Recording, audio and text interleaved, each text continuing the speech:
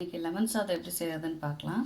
So lemon சாதம் செய்வதற்கு ஒரு லெமனை ரெண்டாக கட் பண்ணி அதில் இருக்க விதையெல்லாம் எடுத்து வச்சுருக்கேன். தாளிக்கிறதுக்கு கடலைப்பருப்பு, ஒரு வரமிளகா, முந்திரி பருப்பு, கருவேப்பிலை எடுத்து வச்சுருக்கேன். அடுத்து கடுகு உளுந்தம் பருப்பு, மஞ்சள் பொடி. ஓகே, இப்போ தாளிக்கலாம். அடுப்பை பற்ற வச்சுக்கலாம். அடுப்பு பற்ற வச்சு வடைச்சட்டி வச்சுட்டு வடைச்சட்டி சூடாகட்டும். சட்டி சூடாகிடுச்சு.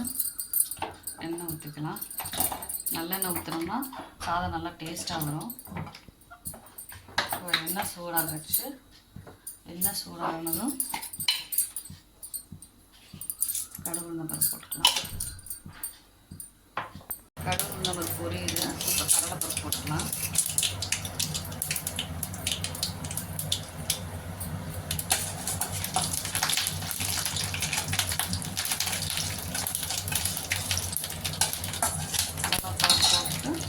ஒரு வரமிளகா, கருவேப்பிலை, போட்டுக்கலாம். இது வறுக்கிறதுக்கு சாதத்துக்கு தேவையான மஞ்சள் பொடி,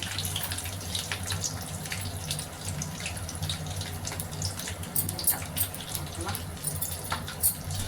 போட்டுட்டு நல்லா மிக்ஸ் பண்ணிக்கலாம். இந்த மாதிரி பபிள்ஸ் வரவும் லெமனாக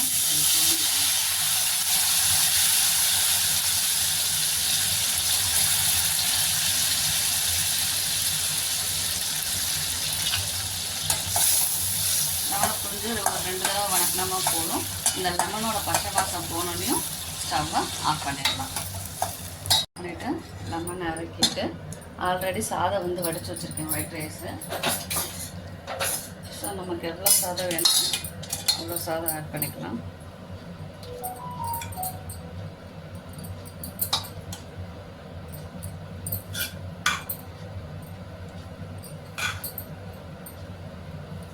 நான் 2 பேருக்கு அளவாக எடுத்திருக்கேன்.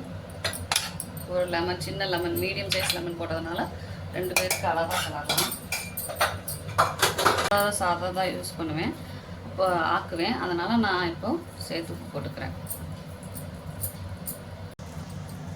நல்லா ஒரு பக்கமும் ஒயிட் ரைஸ் தெரியாத அளவுக்கு எல்லாத்தையும் நல்லா ஸ்ப்ரெட் பண்ணி விட்டுடலாம். இப்போ சுவையான லஞ்ச் பாக்ஸ் ரெசிபி லெமன் சாதம் ரெடி. இப்போ நான் வந்து முந்திரி பருப்பு போடுறேன் இல்லையா, அதுக்கு பொதுவாக கடலை பருப்பும் போட்டு நம்ம நிலக்கடலை பருப்பும் போட்டுக்கலாம். அது போட்டாலும் நல்லா டேஸ்ட்டாக இருக்கும். ஸோ இதை நம்ம ஒரு 10 மினிட்ஸ் கழித்து லஞ்ச் பேக் பண்ணிடலாம்.